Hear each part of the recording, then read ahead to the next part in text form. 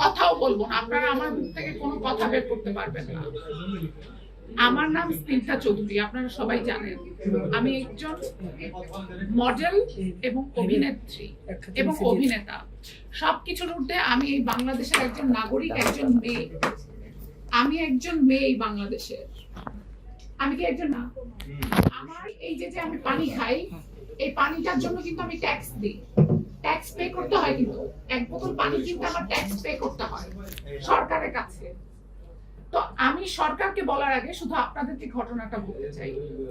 গত শুক্রবার আমাকে ইমন নামে একজন ছেলে, যে মডেল কোঅর্ডিনেটর, সে আমাকে বলল যে আপু আসিয়ান গ্রুপের একটা, আসিয়ান গ্রুপ না, আসিয়ান সিটির একটা, মানে দেখেন আমি তাদের নামও জানি না, আসিয়ান সিটির একটা, তারা আপনার সাথে 1 বছরের ব্র্যান্ড এন্ডোর্সমেন্ট করতে চায়। আমার এরকম বিভিন্ন ব্র্যান্ডের সাথে এন্ডোর্সমেন্ট আছে। তো আমি বললাম ঠিক আছে ইমন, বলো 20 লাখ টাকা, কারণ আমি 20 লাখ টাকার নিচে কেন এন্ডোর্সমেন্ট করব? আমার সিনেমা গত ঈদে হিট গেছে, আমি আমার পাইপলাইনে 5টা সিনেমা। আমার মনে হয় আমি বাংলাদেশে এখন অন্যতম সুন্দরী একজন নারী। তো অহংকার থেকে বলতেছি না, আল্লাহ কোনো অহংকারীকে পছন্দ করে না, আমি কনফিডেন্ট অনেক, সেই জায়গা থেকে বলছি। তো আমি বললাম যে ইমন 20 লাখ টাকার কথা বলো। ইমন বললো আপু 20 লাখ টাকা না, হয়তো 15-16 লাখ টাকা দিতে পারবো। আমি বললাম তাহলে 16 লাখ বলো, আমি 15 লাখ নিবো, তুমি যেহেতু কাজটা নিয়ে আসছো তোমাকে আমি 1 লাখ টাকা একটা বকশিশ দিয়ে দিব। বললো আচ্ছা ঠিক আছে।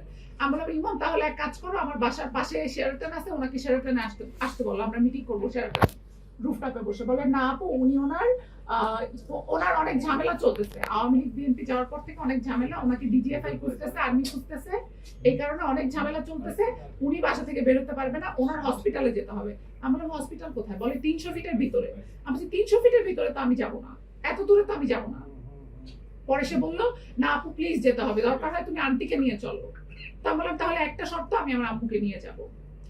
তখন আমি আমার গাড়ি নেইনি, আমি উবার দিয়ে গেলাম, উবার দিয়ে 300 ফিটে গেলাম। উবার দিয়ে 300 ফিটের ভিতরে একটা চিপার মধ্যে একটা পুরো মেশিন আসিয়ান মেডিকেল করে রাখছে, যেখানে কোনো রোগী নাই, যেখানে কোনো অ্যাম্বুলেন্স নাই, যেখানে কিচ্ছু নাই। এবং সে এমন একটা সুড়ঙ্গ করে রাখছে যেখানে মনে করেন যে ঢুকতে গেলে করিডরে ফিঙ্গারপ্রিন্ট, হসপিটালের করিডরে ফিঙ্গারপ্রিন্ট লাগে। কোন হসপিটাল আমাকে বলেন আপনারা, কোন হসপিটালে লাগে ফিঙ্গারপ্রিন্ট ঢাকা শহরে? সে কে? এরপরে ফিঙ্গারপ্রিন্ট দিয়ে আমি ইমনকে, আমার তখনই খটকা লাগছে। আমি বললাম ইমন এটা কি ফিঙ্গারপ্রিন্ট কেন? ইমন বলল যে আপু ওনাদের প্রাইভেসি আছে, ওনাকে উনি আমাকে, আমার মাকে এবং ইমনকে পাশের রুমে বসতে দিলেন। আমার যেখানে আমি প্রাইভেসি ফিল করি, ব্রাদার আছে, তারা জানে, আমি তাদেরকেও অনেক সময় ইনফর্ম করি যে আমি এখানে যাচ্ছি ওখানে যাচ্ছি। আমার ভাই আমার সাথে থাকে, আমার ফ্রেন্ড আমার সাথে থাকে, আমি কখনো বাইরে মুভ করি না। আমার কোনো রিউমার নাই, আপনারা কেউ বলতে পারবেন না আমার একটা রিউমার আছে। আপনারা এতগুলো মানুষ আছেন, আপনারা প্রত্যেকে মুসলমান, আমি শিওর, মুসলমান হন যে যে ধর্মের হন, আমার কোনো রিউমার আপনারা কেউ বলতে পারবেন আপনাদের হাতে আছে? এরপরে আমাকে বসতে দিল পাশের রুমে বসতে দেওয়ার পরে একটু কিছুক্ষণ পরে সে চা কফি অফার করলো, খেলাম। খাওয়ার পরে সে তার রুমে ডেকে নিল। তার রুমে ডেকে নেওয়ার পরে ততক্ষণে আমার আম্মুর হঠাৎ করে আমাদের বাসায় মেহমান চলে আসছে। এখন আম্মু চলে যাবে, আমি আমার ড্রাইভারকে কল করলাম যে এসে আম্মুকে নিয়ে যাও। ড্রাইভার এসে আম্মুকে নিয়ে গেল। আম্মুকে নিয়ে যাওয়ার পরে আমি আর ইমন ওখানে, আমি ওনাকে বললাম যে জি ভাইয়া সালাম দিয়ে, যেহেতু উনি এত লম্বা দাঁড়িয়ে, ওনার যেই লোক বাংলায় কথা বলতে পারে না, আমি ইংলিশ মিডিয়ামের স্টুডেন্ট, আমি বাংলায় লিখতে পারি না, আমাকে যদি আপনি এখন 94 টাকা বলেন আমি 94 টাকা বুঝবো না, 94 বলতে হবে আপনার আমাকে। আমি সেই লোকের কাছে যাব, আমি বাংলায় লিখতে পারি না। আমার ক্লাস সম্পর্কে পুরা বাংলাদেশ আমাকে বলে বলিউড, পুরা বাংলাদেশ আমাকে বলে বলিউড। আপনারা বলেন, বলে কি বলে না, আমার পোশাক আশাক আর 10টা নায়িকার সাথে মিলায় উনি মাথা নাড়াচ্ছে, উনি ভালো করে জানেন, আর 10 জনের সাথে মিলায় দেখেন। সে বাংলায় কথা বলতে পারে না, তার ভাষা, মানে উনি যে ভাষায় কথা বলে ওই ভাষায় আমি কথা বলতে পারতেছি না। আমি বসার পরে বললাম যে জি ভাইয়া, সালাম দিয়ে বললাম যে জি ভাইয়া বলেন। পরে চেয়ারে বসা, ওনার একটা চেয়ার, উনি সামনে ইমন বসা, আমি এই পাশে বসা, একটা খ্যাত একটা রুম। হ্যাঁ, আমি আপনাকে বলে বুঝাতে পারবো না, আনএডুকেটেড, ইলিটারেট অ্যাসল, যার কথা বলার অ্যাবিলিটি নাই। আই অ্যাম এডুকেটেড, আমি বিএসসি ইন ইকোনমিক্স করেছি, আমি মাস্টার্স করেছি ইকোনমিক্সে। আমার ফ্যামিলি ব্যাকগ্রাউন্ড সম্পর্কে যদি কেউ জানে, he is a fucking illiterate. আমি যতটুকু জেনেছি, সে আগে মাছ ধরতো, সে আগে মাছ ধরতো, সে জেলে ছিল, জেলে থেকে সে বালি দিতে দিতে, বালি ভরাট করতে করতে এবং মানুষের জমি দখল করতে করতে সে আজকে এই জায়গায় আসছে। আমার ফেসবুকে হাজারো মেসেজ আসছে, সবাই আমাকে মেসেজ পাঠাচ্ছে, আমাদের এই জমি দখল করছে, সেই জমি দখল করছে। একটা ভয়েস আপনাদেরকে আমি শোনাবো। একটা ওকে অ্যারেস্ট করতে পারছেন? আমাদের 6 বিঘা জায়গা দখল করে আছে, যতবার আমরা সাইনবোর্ড দিই ততবার উঠায় ফেলায় দেয়। কাস্টমার নিয়ে গেলে আমাদের জায়গা ঢুকতে দেয় না, আমাদের ঢুকতে দেয় না, লোকজন রেখে ভয় মানে ইয়ে করে, সন্ত্রাসী করে। ওর তো অনেক কাহিনী আছে। থানাটা আছে, থানার কিন্তু সবকিছু খেয়ে নেওয়া, থানার পুলিশ ওকে আগে থেকে সরাই দেয়। আগেও অনেকবার ওয়ারেন্ট নিয়ে আমরা গেছি, ও পুলিশ ওকে সরাই দেয় আগে থেকে, মাথায় রেখে। এটা একজনের ভয়েস শোনাইলাম। এটা কে? আপনি তো আমাকে ভাই এটা বলতে পারেন না এটা কে, আমি তো কারো নাম ডিসক্লোজ করবো না। এটা একজন ভুক্তভোগী, এরকম 100 ভুক্তভোগী আছে। এরপরে তার ওখানে বসে থাকলাম, সে আমাকে হঠাৎ করে বলতেছে কি, তরে তো আমি ওই ভাষায় কথা বলতে পারি না, আমি চেষ্টা করতেছি, বলে তরে তো আমি 3 মাস ধরে 6 মাস ধরে খুঁজতেছি। আমি বললাম যে মানে সরি এক্সকিউজ মি, বলে তরে তো আমি 6 মাস ধরে খুঁজতেছি, ধরেন আমি এটা, তরে তো আমি 6 মাস ধরে খুঁজতেছি। আমি বললাম সরি আমি বুঝলাম না, আপনাকে তো আমি আজকে প্রথম দেখলাম, আপনি আমাকে 6 মাস ধরে খুঁজতেছেন মানে? বলে তোর বাড়ি ব্রাহ্মণবাড়িয়া না? আমি তো আকাশ থেকে বললাম, সারা বাংলাদেশ জানে আমার হোম টাউন রংপুর, আমি উত্তরবঙ্গের। আমি বললাম আমি ফ্রম রংপুর। বলে ইংলিশ, একটা মুখের ভাষা খারাপ করে বলছে, ইংলিশ বুঝতে পারছেন কি বলতে পারছে, ইংলিশ ইউজ করো না, সেটা সে খারাপ ভাষায় বলছে। আমি তখন ইমনের দিকে তাকাইলাম, ইমন মাথা নিচু করে আছে। আমাকে বলে তুই আমার থেকে 7 লাখ টাকার পর্দা কিনে নাস নাই? আমি বললাম তুই 7 লাখ টাকার পর্দা কিনে নিব? আমার বলে তুই মিরপুর থাকস না? তখন গেছে আমার মাথা ঘুরে, আমি তো বুঝে গেছি যে কাহিনী অন্য। It's been 6 years I'm living in Bonani, my house is in Bonani. আমি একটা গাড়ি মেইনটেইন করি, এমন গাড়ি যে গাড়ি মিরপুরে ঢুকবেই না, হ্যাঁ যে গাড়ি মিরপুরে ঢুকবেই না। And it's been 6 years I'm living in Bonani in one house. এরপরে আমি ইমনকে বললাম যে ইমন আমার সাথে এদিকে আসো। ইমন আমাকে ওয়াশরুমে নিয়ে গেল। ওয়াশরুমে নিয়ে যাওয়ার পরে দেখি ওয়াশরুম ধরেনি, এটা ওয়াশরুম। ওয়াশরুমে ঢুকে দেখি ওয়াশরুমের ভিতরে একটা গোপন ফ্ল্যাট, ওয়াশরুমের ভিতরে একটা টর্চার সেল, গোপন ফ্ল্যাট, বিছানা টিছানা সবকিছু ওয়াশরুমের ভিতরে। আমি তো দেখে ভাই আমি তো দোয়া পড়া শুরু করে দিয়েছি, আমি তো শুধু দোয়া পড়তেছি। এরপরে আমি ইমনকে বললাম যে ইমন কি বলতেছে? বলে আপু তোমাকে আমি একটা সত্যি কথা বলি, জেবা টাকিয়া নামে একটা মেয়ে আছে, সি গ্রেডের একটা মডেল, ওই মেয়ের সাথে সে প্রেম করছে। প্রেম করার পরে ওই মেয়ে 1.5 বছরে তার থেকে প্রায় 50-60 লাখ টাকা নামাইছে। জেবা টাকিয়া আমাকে নিয়ে যে পর্দা কিনছে গুলশান থেকে 7 লাখ টাকা, এবং জেবা টাকিয়া ম্যারিড, যে মেয়েটা জেবা টাকিয়া সে ম্যারিড। এবং তার হাজবেন্ড যখন ব্যাক করছে, তখন সে পুরা ক্লোজ করে দিছে, এইদিকে ক্লোজ করে দিয়ে টাকা পয়সা নিয়ে লোপাট। এ তো এখন জেবা টাকিয়াকে খুঁজে পাচ্ছে না, এ তো জেবা টাকিয়াকে খুঁজে পাচ্ছে না। এখন জেবা টাকিয়া হয়তো বা মানে আমার স্কিনের সাথে ম্যাচ আছে, সে আমার ছবি দেখে ভাবছে জেবা টাকিয়া, এটা জেবা টাকিয়া। তো সে আমি জেবা টাকিয়া হই, আমি জেবা টাকিয়া না হই, আমি মেয়ে। এরপরে সে যেটা করলো, ইমনকে আমি বললাম ইমন এখন কি করবো বল। ইমন আমাকে বলতেছে আপু আমরা তো এখানে ঢুকে পড়ছি, সব ফিঙ্গারপ্রিন্ট, বের হওয়ার কোনো উপায় নাই, ওনাকে ঠান্ডা মাথায় আমাদের এখান থেকে বের হইতে হবে। আমি বললাম আমার প্যানিক অ্যাটাক হচ্ছে, ইমন কিছু একটা করো। বলে যে ওনার সাথে ঠান্ডা করে কথা বলে আমি বের করার ব্যবস্থা করতেছি তোমাকে। তো আমি যে বসলাম, আমি যে বসে বললাম, আমি কথা ঘুরাচ্ছি যে ভাইয়া আপনার ব্যবসা কেমন যাচ্ছে, কি যাচ্ছে, এটা সেটা কথা ঘুরাচ্ছি আমি। আমাকে হঠাৎ করে সে ইমনকে বলে এই ইমন না তুই বাইরে যা, তুই বাইরে যা, ইমন না তুই বাইরে যা, এই তুই আমার বিয়ে করা বউ না? আমি বলছি যে কি, আমার তো বয়ফ্রেন্ড আছে, আমার বয়ফ্রেন্ডের লোকেরা এখানে আছে, আমাকে স্কট দিয়ে নিয়ে আসছে, আমার বয়ফ্রেন্ডের লোকরা বাইরে ওয়েট করতেছে, স্কট দিয়ে নিয়ে আসছে তারা আমাকে। কালকে রাতে থানায় তারাও আমার সাথে ছিল। আমাকে টাচ করতে পারবে না, আমাকে টাচ করতে পারবে না ওই আশিয়ানের নজরুল। আমি যদি আমার কিছু হয় আমি পুরো দেশকে ডুবাই দিব, এইটুকু শুধু আমি বলে দিলাম। আমাকে ইমনকে বলতেছে এই ইমন না তুই বাইরে যা, তুমি তো একটা মেয়ে, তুমি শুনো আমার কথাগুলো। ইমনকে বলতেছে ইমন না তুই বাইরে যা, ইমন বের হয়ে গেছে। তারপরে সে দরজা লক করে দিছে, সব পুরা রুম লক, তার ফিঙ্গারপ্রিন্ট। এরপরে একটা সোফা রাখা, আমাকে বলতেছে ওই সোফায় যেয়ে বসো। আমাকে বলতেছে ওই সোফায় যেয়ে বসো, ওই সোফায় যেয়ে বস। আমি বসছি, বসার পরে সে এবার বসা ছিল তো, সে নিজের থেকে 2 হাত দিয়ে 2টা রশি বের করছে, যে রশি দিয়ে ফাঁসি দেয়। বের করে বলে কি না, এই রশি দিয়ে হাসিনা রাজাকারদের ফাঁসি দিছে, দেখছো সেই ফাঁসি দিব না, এই রশি দিব না। আমি বললাম আপনি কি আমাকে ফাঁসি দিবেন? পরে বলে যে না, তোরে আদর করবো। আমি বললাম যে আপনি আমার সাথে কি, আমি আপনাকে চিনি না, আপনি কে, আপনাকে আমি চিনি না, আপনি কেন এগুলো করতেছেন? পরে বলে ওইখানে বস, নাইলে ওই যে তলোয়ার দেখছোস আমি সৌদি থেকে কিনে আনছি, ওইটা দিয়ে তোর গলা নামায় দিব, 2 হাত নামায় দিব। আমার মাটির নিচে, আমার এখানে, আমার আশিয়ান হসপিটালের ভিতরে বহুত লাশ পুঁতা রাখছি আমি, কেউ খবরও পায় নাই। তোরে পুতলে কিছু যায় আসে না। ওই মুহূর্তে শুধু আমার মায়ের চোখ চেহারা আমার মনে আসছে, যে আমি যদি মরে যাই, আমার মা অসুস্থ, আমার বাবা অসুস্থ, আমার ভাই ছোট, কি হবে? I am the only earning person in my family, এবং আমি একটা মেয়ে। এরপরে আমি ওনার কথা শুনে বসে গেলাম। উনি আসলো, এসে ওই একটা রশি দিয়ে আমার পা বাঁধলো। আমার পায়ে এখনো দাগ আছে, এই যে আমার পা এখনো ফোলা, আমার পায়ে দাগ আছে।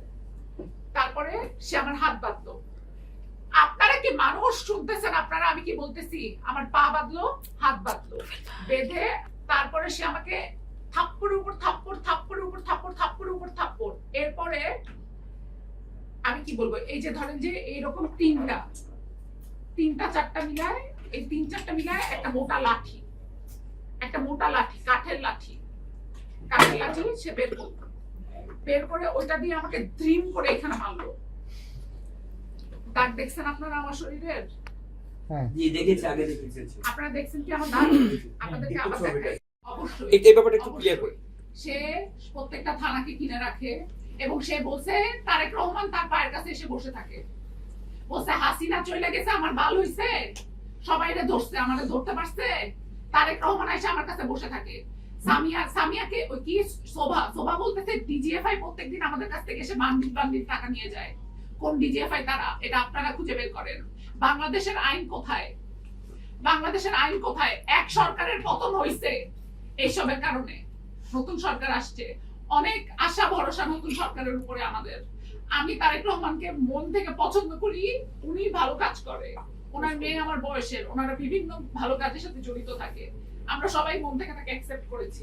কিন্তু আমি তাকে বলতে চাই, আপনি আপনার স্বরাষ্ট্র মন্ত্রণালয়কে বলেন এটার কঠোর বিচার করতে। এটার কঠোর বিচার যদি না হয়, আমি সুইসাইড করব, এবং আমার সুইসাইডের জন্য কারা কারা দায়ী থাকবে আমি সেটা নোট করে রেখে দেবো। আমার প্রত্যেকটা ভাই ব্রাদারকে আমি পাঠিয়ে দিব। এই জিনিসটা হলো বললেন যে এই কেসটা এখানে না করে এটা আপনারা কোর্টে করেন। আমি বললাম যে উনি তো 300 ফিটের, ওনার তো খিলক্ষেত টানা পড়ে, আমি কোর্টে কেন যাব? আমি কোর্টে কেন যাব ভাই? আমি এখানে মামলা করব। প্রথম দিকে তারা আমার মামলা নিতে চায় নাই। আমি তখন তাকে বলছি যে আপনি যদি আমার মামলা না নেন, আমি এখান থেকে সরাসরি প্রাইম মিনিস্টারের কাছে চলে যাব, প্রাইম মিনিস্টারের বাসার সামনে যেয়ে শুয়ে থাকবো। আমার মামলা কি নিয়ে হবে নাকি নেওয়া হবে না। তারপরে অনেক জোরাজোরির পরে তারা আমার মামলা নিছে, কিন্তু এখন পর্যন্ত সেই আসামিকে তারা ধরে নাই এবং তারা কিছু করে নাই। আমার কথা হইল সব বাদ। আমি নায়িকা, আমি মডেল, জেবা টাকিয়া, সব বাদ। I M a girl. আমি এই বাংলাদেশে কর দেই, পানি খাওয়ার জন্য কর দেই, ছোট ছোট বাচ্চাদের রেপ হচ্ছে, আমি এই দেশকে সার্ভ করি, আমি আপনাদেরকে এন্টারটেইন করি। আমাদেরকে ছাড়া আপনারা সিনেমা দেখতে পারতেন না। এই মেয়ে দুইটা যেখানে আসছে আপনাদের বিশ্বাসই আসছে, এতগুলো ছেলে জার্নালিস্টের মধ্যে এই দুইটা মেয়ে আসছে। আজকে যদি ওই মেয়েটার হাত বাঁধে, পা বাঁধে, লাথির উপরে লাথি মারে, এই মেয়েটা কোথায় যাবে? বিচার কার কাছে? স্বরাষ্ট্র মন্ত্রণালয় কেন এখনো কথা বলতেছে না? স্বরাষ্ট্র মন্ত্রণালয় কেন এখনো কথা বলতেছে না? মাননীয় প্রধানমন্ত্রীকে বলতে চাই, আপনার মেয়ে তো আমার বয়সের, একবার আপনি জাইমা রহমানকে আমার জায়গায় চিন্তা করে দেখেন। I M a girl. বিচারটা কোথায়? ঢাকা ইউনিভার্সিটিতে একটা জেন্ডার সাবজেক্ট ছিল, সেই জেন্ডার সাবজেক্টটাকে বন্ধ করে দেওয়া হয়েছে। কেন বন্ধ করে দেওয়া হয়েছে? যাতে ছেলে মেয়েদের পড়াশোনাটা না হয় ওখানে, যাতে ছেলেদের যা ইচ্ছা তাই করতে পারে। এই হুজুর আমাকে বলে কি ওনাকে বছরে 5 বার, আমাকে বলছে বছরে 5 বার হজ করছে। আমি ওখানে যখন আমাকে মেরে ফাটাই ফেলছে, আমি উপরের দিকে তাকায় শুধু দোয়া করতেছি। আমি দোয়া করতেছি হাসবুনাল্লাহ ওয়া নি'মাল ওয়াকিল। সে আমাকে বলে কিনা, ইয়ে কি তোর এই দোয়া আল্লাহ শুনবে না। আমি বছরে 5 বার হজ করি। এত নিকৃষ্ট পশুর বিচার যদি এই বাংলাদেশের না হয়, যদি ওর বিচার না হয়, আমি সুইসাইড করব এবং আমার সুইসাইডের জন্য এই বাংলাদেশ সরকার দায়ী। এই পশুর যদি বিচার না হয়, আপনারা বুঝতেছেন আমি উপর থেকে নিচে লাফ দিছি, আমার শরীরের জখমগুলো দেখছেন। আপনাদের মেয়ে সাংবাদিকদেরকে আমার সাথে দেন, আমি দেখাবো। এবং আমি যখন থানায় ছিলাম, হঠাৎ করে একজন আমার এক সাংবাদিককে তার এক লোক বলছে, ওকে বলো থামতে, আমি 30 লাখ টাকা দিয়ে দিচ্ছি। আমি বলছি 30 লাখ কি 300 কোটি টাকা দিলেও এই মামলা আমি স্নিগ্ধা চৌধুরী উঠাবো না। এর বিচার হইতে হবে। এর বিচার যদি না হয়, আমার মতো হাজারো স্নিগ্ধা সাফারার হবে। আমার মতো হাজারো স্নিগ্ধা সাফারার হবে। আপনারা প্রত্যেকে আমার ভাই না? Of course. আপনারা আমার ভাই দেখেই তো এখানে আসছেন। আমি একটা মেসেজ দিছি, এতগুলো ক্যামেরা নিয়ে আপনারা আসছেন। আপনাদের ভিউ ব্যবসা হবে ঠিক আছে, কিন্তু আসছেন তো আপনারা। এখন আপনি কি ধরনের বিচার চান? আজকের পরে এই মেয়েগুলো কার কাছে যাবে? ওরা কাকে বিশ্বাস করবে? আচ্ছা, আপনি তো ইমনকে কি করছে সেটা দেখেন। ইমনকে আমি ওখান থেকে বের হয়ে যাওয়ার পরে ইমনকে কি করছে এটা দেখেন। দেখাচ্ছি আমি। ইমনকে কি করছে এটা দেখেন। ইমনকে কি করছে এটা দেখেন। ইমন সময় আছে। ইমনের বউ আমাকে বিষয় ভাই পাঠায়। সাইরন ইমনের 2 পায়ের নখ উঠাই ফেলছে ওই যে প্লাস্টার দিয়ে। এই যে ও মাই গড। এই যে এই যে সব দিকে ইমনের পা। যাবে, সব দিকে। একটু ঘুরে দেন সবদিকে ঘুরে দেন। আপনি বসে দেখেন, এটা বসে দেখেন। আপু বসো বসো, ইমন এখন হ্যাঁ, কোথায়? ভাই, ওকে। হসপিটালে বলো না। সিংহ আপু বসো। বসে এদিকে ইমনের বিষয়টা জানতো না। ইমনের দাঁড়ান, এই যে ইমনের পা ভেঙে দিছে। আমি আপনাদের কাছে ইমনের সব ছবি দিয়ে দিব। এই যে ইমন। আচ্ছা, ইমনের উপর যে হামলাটা হলো, আমরা যতটুকু শুনেছি এখানে নজরুলের আশেপাশের মানুষগুলো। আরেকটা কি নাম? এটার কি নাম? শোভা। সামিয়া সোবা। এই যে ইমনের, এই যে ইমন। এবং ইমনের মাথার 2 ছাপ। ওর বউ আমাকে যেটা বললো, সামিয়া সুবাজি আপনার উপর হাত। খাওয়াইতে গেছে, আমি খাইনি, তখন ওই আশিয়ানের নজরুল আমার গায়ে ঢেলে দিছে এবং সামিয়া ওখানে ছিল। এবং সামিয়াকে আমি অনুরোধ, ও তো আমার বাসার, এই সামিয়া তো আমার বাসার দাসী হওয়ার যোগ্য না।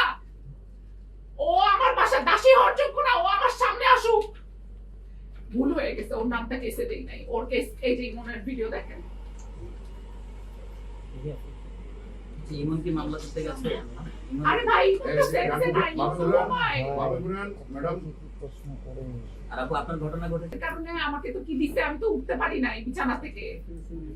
আর আমি এই যে উপর যে কফিটা খাওয়ালো সে বিষয়ে। এই যে আহত আমার মেডিকেল যে রিপোর্টটা এই নিচে বলো। আমি মাত্র জানতে পারলাম, আমার সোর্স থেকে আমাকে জানাইলো, আমার মেডিকেল যে রিপোর্টটা আছে এটা দিয়ে সে অলরেডি জামিন নিয়ে নিয়েছে। আমার মেডিকেল যে রিপোর্টটা আছে এটা দিয়ে সে অলরেডি জামিনও নিয়ে নিয়েছে। এখন আপনারা বলেন বাংলাদেশের আইন কোথায়? মানে আগাম বেল নিয়ে নিল। আগাম আমার মেডিকেল রিপোর্ট কালকে আমি কেস করেছি। আমার অলরেডি সে আমার মেডিকেলের কাগজ দিয়ে সে জামিন নিয়ে নিয়েছে। আমি মাত্র এই মাত্র আপনাদের সামনে জানতে পারলাম বাংলাদেশের আইন কোথায়। আপনি কি আশঙ্কা করছেন যে অপরাধ? অবশ্যই আশঙ্কা করছি এবং আমাকে প্রতিনিয়ত হুমকি দেওয়া হচ্ছে যে আমাকে মেরে ফেলবে। আমার জীবনের কোনো আপনারা কি যাবেন আমার সাথে আমার বাসায়? আপনারা কি সবাই আমার সাথে আমার বাসায় যাই থাকতে পারবেন? সম্ভব আপনাদের? আমার জীবন রিস্কে, আমার জীবন রিস্কে। আমাকে প্রতিনিয়ত হুমকি দেওয়া হচ্ছে মেরে ফেলার। প্রতিনিয়ত হুমকি দিচ্ছে, আমার গাড়ি উড়াই দিবে, আমাকে মেরে ফেলবে, আমাকে অ্যাসিড দিবে, এইসব হুমকি দেওয়া হচ্ছে আমাকে প্রতিনিয়ত। আচ্ছা, আপনার সঙ্গে তো তাহলে ইমনকে মারার কারণ দোষী না? তাহলে ইমনের কি শাস্তি দাবি করছেন না? অবশ্যই আপনার মামলা থেকে কি ইমনকে আসামি করা হয়েছে? না, করা হয়নি। সে তো নিজেই কোমাতে। ইমন যে আপনাকে এখানে নিয়ে গিয়েছিল, হ্যাঁ। তাকে তো পুরস্কৃত করে, তাকে আমাকে পালাতে হেল্প করছে যে সে কি এই বিষয়ে কিছুই জানতো আপনারা না? কি সাইকোপ্যাথ, ওই লোকটা যে একটা সাইকোপ্যাথ, এপস্টেন, বাংলার এপস্টেন, আপনারা বুঝতেছেন না? ক্ষমতার দাপটে আমাকে বলে কিনা তারেক রহমান আমার পায়ের কাছে এসে বসে থাকে। এখন আমি অনারেবল প্রাইম মিনিস্টারের কাছে জানতে চাই, প্রাইম মিনিস্টার আপনি কি এই অশিক্ষিত আসিয়ানের পায়ের কাছে বসে থাকেন? জনাব প্রাইম মিনিস্টার আপনি কি এই আসিয়ানের নজরুলের কাছে বসে থাকেন পায়ের কাছে? সে বলছে শেখ হাসিনা চলে গেছে, আমার ভালো হয় নাই, তারেক রহমান আমার পায়ের কাছে বসে থাকে। অনারেবল প্রাইম মিনিস্টার, এখানে I have a question. Do you really do that? তার আপনার নাকি মনে হয় যে এরকম Doctor Serious, আমি তো বলে দিলাম। আপু, Doctor Serious। আপু এখানে ইমনের নামটা বারবার ঘুরে ঘুরে আসছে। ওকে এখানে ইমন এবং এই ঘটনার যে নেপথ্যে বলতে ইমন সুস্থ থার্ড হবে, সেকেন্ড, আপু, আমি ইমন সুস্থ হবে, তারপরে ইমনের নামে মামলা হবে, সেটা নিয়েও আপনাদের সাথে থার্ড কথা সেকেন্ড, বলবো। আপু আমি যেটা বলছি আপু, আমি একটু ইমন আসতে আচ্ছা আপু আমি দাঁড়াইতে পারতেছি না ভাইয়া, আমি দাঁড়াইতে পারতেছি না ভাইয়া ফোনটা আমার সরাও। মানসিক অবস্থা খুবই খারাপ।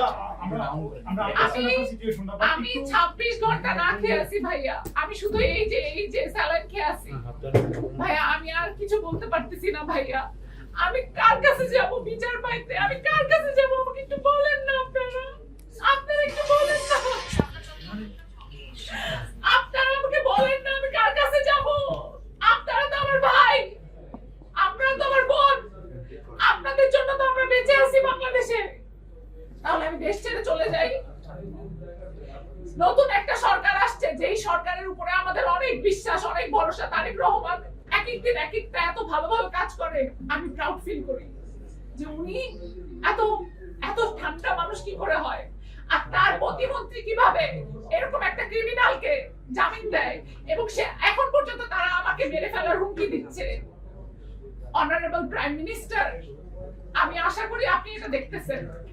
আপনার মেয়ে আছে আমার বয়সের, আপনার প্রতিমন্ত্রী একটা ক্রিমিনালকে যে আমাকে মেরে ফেলছে, অ্যাটেম্পট টু মার্ডার কেস, আপনার প্রতিমন্ত্রী তাকে জামিন দিয়ে দিল। আমার সেই কাগজটা, আমার মেডিকেল রিপোর্টটা কোর্টেও গেল না, তার আগেই জামিন হয়ে গেল। টাকা, এত ক্ষমতা টাকার।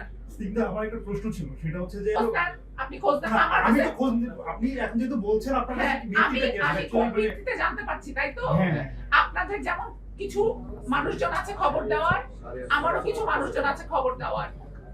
আপনাদের যেরকম লোকজন আছে, আমাকেও ডিজিএফআই খবর দিচ্ছে। আমাদের তো আপনি খবরগুলি দেওয়া। আমার লাইফ থ্রেট, আচ্ছা কারা কারা আপনাকে ফোন দিচ্ছে? আপু আরেকটা হচ্ছে যে আমাকে লাইফ থ্রেটিং মেসেজ দিচ্ছে।